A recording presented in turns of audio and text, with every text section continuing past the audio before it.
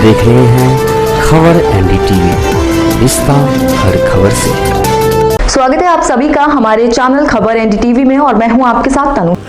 जब लंच में 2 बजे 1 बजे बांटता हूँ तो कहता थोड़ा और चावल रख दीजिए। उस समय जो आवाज लगता है ना हर्ट का, लगता है कितना हमारा देश, हम लोग कह रहे हैं मेरा देश मां। नमस्कार, आप देख रहे हैं खबर एनडीटीवी। मैं हूं आपके साथ संजीव झा। इस वक्त जो है सो वार्ड नंबर 71 में हैं और हमारे साथ में हैं पूर्व के जोन के चेयरमैन व निगम पार्षद 71 वार्ड के निगम पार्षद संजय ठाकुर जी। स्वागत है सर खबर एनडीटीवी में। चूँकि इस कोरोना काल में काफ़ी सुर्खियों में रहे हैं, लोगों को जो है सो तत्पर जो है सो लोगों को मदद किया है। चाहे जिस तरह देश में कोरोना महामारी को लेकर के जो है सो जिस तरह से लोग परेशान हुए हैं, भूखमरी हुई है, उसमें ये अपने वार्ड में तत्पर खड़े रहे हैं और लोगों के बीच में जाकर के उनको अन्नदान जो कहते हैं उस पर जो है सो हमेशा तत्पर खड़े रहे हैं। लोगों के बीच जो है सो अपनी तरफ से जो है सो अपने निजी फंड से लोगों का मदद किया है। चाहे वो अनाज हो, अनाज का किट पैक हो, चाहे उनको बना करके खिलाना हो, इसका काम किया है संजय ठाकुर जी। स्वागत है सर खबर एनडीटीवी में। देखिए, जनता का सेवक का मतलब होता है, जनप्रतिनिधि का मतलब होता है कि जनता के कोई भी समस्याओं को सेवा करना। जनता जनार्दन के रूप में कहा गया है कि जनता जनार्दन है। अब अगर वो कोई भूखा रहे, कोई दवाई के चलते रहे, किसी के घर में राशन नहीं हो, भोजन नहीं हो, 23 मार्च 2020 से जब से लॉकडाउन लगा, हमने प्रधानमंत्री नरेंद्र मोदी जी के बातों को याद करते हुए कि सबका साथ, सबका विकास और सबका विश्वास करते हुए हिंदू, मुस्लिम, सिख, ईसाई और कहीं के भी लोग हों, गरीब लोग जिनके घर भोजन नहीं मिल पाता है, उनको कंटिन्यूअस भोजन आज तक वितरण कर रहे हैं और करते रहेंगे।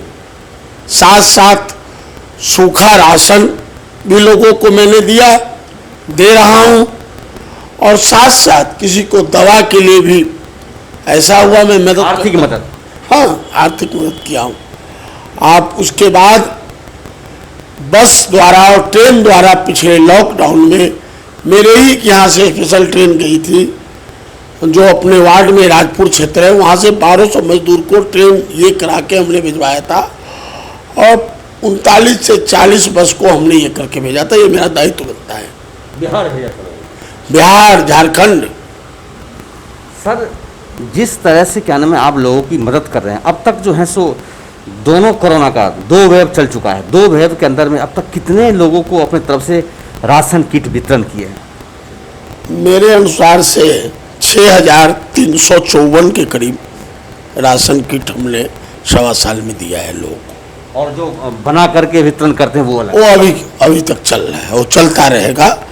हम परमात्मा से प्रार्थना करते हैं, हे परमात्मा इतनी शक्ति दो तो हम लोगों का सेवा करते रहें। बड़ी समस्या है, बुरा नहीं मानिएगा।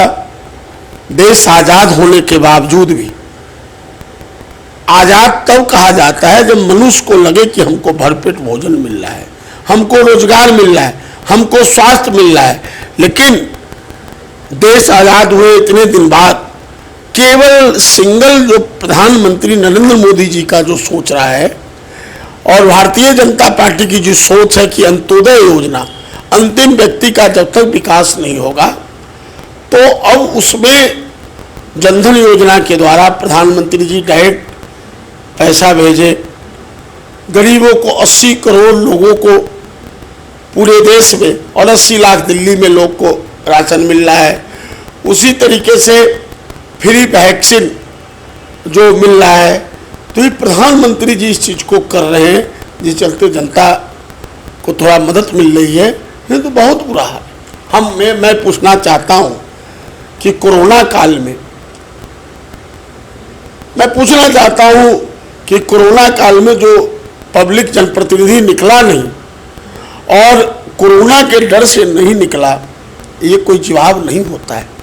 अगर जिस तरह से पुलिस निकली, जिस तरह से डॉक्टर निकले, उस तरह से निकलना चाहिए था।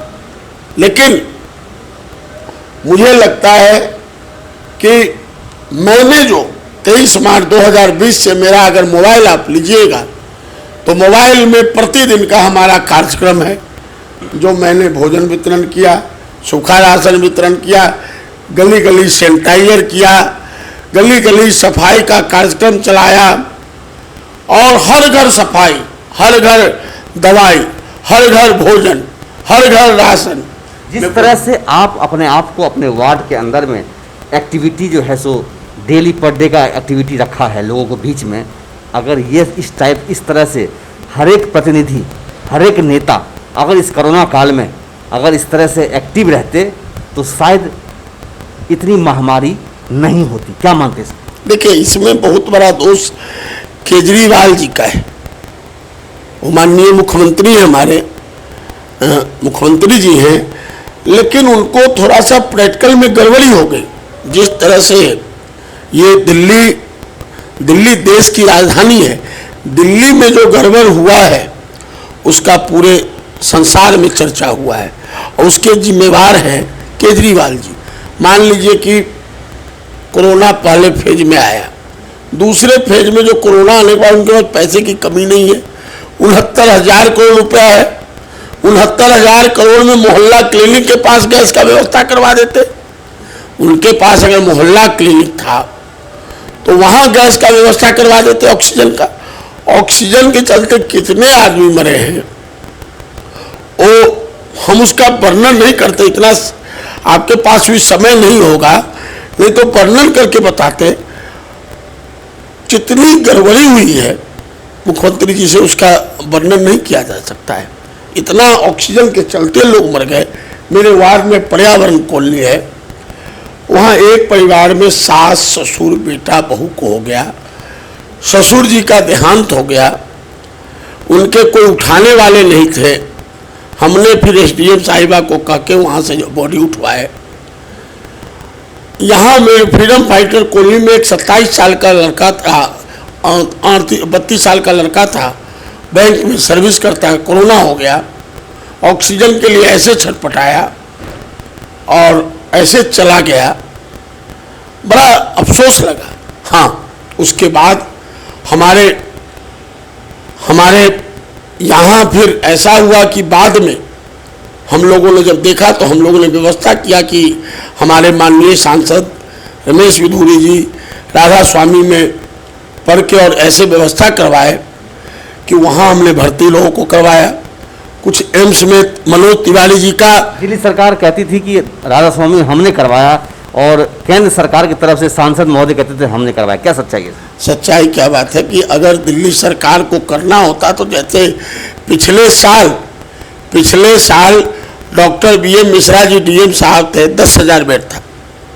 इस साल कहाँ बेड हो पाया? लास्ट तक 500 बेड हो पाया और बड़ी मुश्किल से हो पाया। फिर केंद्र सरकार अपने हाथ में लिए, हमारे माननीय सांसद जी ने आईटीपीपी के साथ बात करके वहाँ फिर व्यवस्था करवाए। हमने 7 मरीज को एम्स में पूर्व प्रदेश अध्यक्ष आदरणीय मनोज तिवारी जी के द्वारा 7 मरीज को एम्स में करवाया, 2 मरीज को सफदरजंग हॉस्पिटल में करवाया। उनसे भी मदद लेते थे कि कहीं इलाके में कुछ ऐसा न हो, इसलिए मदद ले लेके हमारा काम है। हमने 29 लोगों को भर्ती कराया, जिसमें 4 लोग चले गए, अफसोस है 25 लोग बच गए।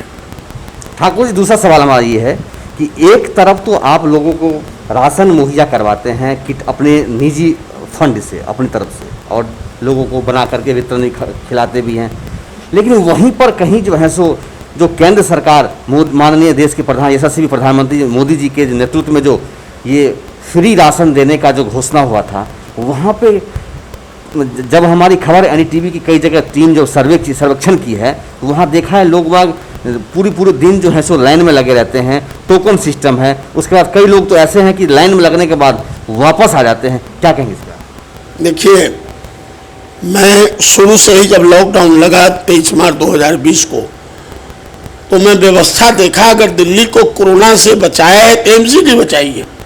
हमारे डीएम एसडीएम साहब पूरे मलेरिया वाले को ले लिए, सफाई कर्मचारी को टेस्ट करने में लगा दिए।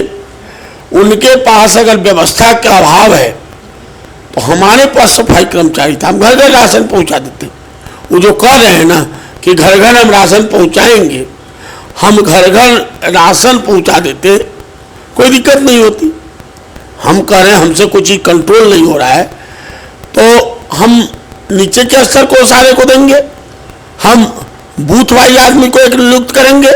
कोई जरूरी है? पूरा भारत में कोरोना को जो कंट्रोल किया है एनजीओ, केंद्र सरकार, सारे ने मिलकर कंट्रोल किया है। उसमें खास राजनीति नहीं होनी चाहिए, नहीं होनी चाहिए। हमारे प्रधानमंत्री जी को आप देखे होंगे, जो ऑक्सीजन का ये लगा तो ऑक्सीजन ट्रेन प्लेन के द्वारा विदेशों से मदद मांगे आया। राजनीति से परे का चीज है मानव को बचाना और उसके प्रति ये करना। और एक और चीज जान लीजिए, मनुष्य का जो एज है, एवरेज एज 70 साल है और कोई 50 में ही चला गया, 60 में ही चला गया। और जो एज है ना, तो मनुष्य रहने के लिए पृथ्वी पे आया नहीं है। जब तक रहना चाहिए मानव का सेवा करता रहना चाहिए, खास के ऐसे समय में राजनीति से दूर कर। जैसे बूथ वाइज भी टीम है हम लोग का। मान लीजिए हमारे सरकारी कोई पदाधिकारी होता है, एक बूथ पे 1000 आदमी है, उसमें करीब की संख्या कम है, 100-150 है। उसमें बूथ वाइज हमारा ये रहता है, एमसीडी का रहता और जनता का आदमी रहता, सबको राशन मिल जाता। लेकिन ढकोसलेबाजी से काम नहीं चलता है। अनाज स्कूल में सड़ गए, आप मेरे भी अनाज सड़ गए, मैंने निरीक्षण किया तो बांट नहीं पाया, अनाज सड़ गया। अगर एक गरीब के पेट में जाता, मैं देखता हूँ, आप आइएगा पत्रकार जी, जब लंच में 2 बजे 1 बजे बांटता हूँ तो कहता थोड़ा और चावल रख दीजिए। उस समय जो आवाज लगता है ना हर्ट का, लगता है कितना हमारा देश, हम लोग कह रहे हैं मेरा देश महान, मेरा देश महान, लेकिन आंख में आंसू आ जाता है जब कहता थोड़ा और चावल रख दीजिए। ये पहले सरकार को, मतलब पहले चाहिए सरकार को कि पहले जो बच्चा होता है उसका स्वास्थ्य और उसके भोजन की व्यवस्था करे। भले कानून आवे देश में कि जो जनसंख्या नियंत्रण वाला कानून आवे, और भोजन और स्वास्थ्य की व्यवस्था सरकार की व्यवस्था होनी चाहिए। दिल्ली का बुरा हाल है, दिल्ली में गरीब लोग हैं जिसके चलते दिल्ली बना है और बन रहा है। मैं पूछना चाहता हूं कि कह रहे थे मजदूर आ जाए, मजदूर आ जाए। माननीय सर्वोच्च न्यायालय ने भी कहा कि मजदूर की स्थिति दयनीय है। मतलब सर्वोच्च न्यायालय कह रहे हैं दिल्ली में 69,000 करोड़ जो रुपया इनके पास आता है वो इस गरीबों के चलते 69,000 करोड़ आता है, नहीं तो इनके पास।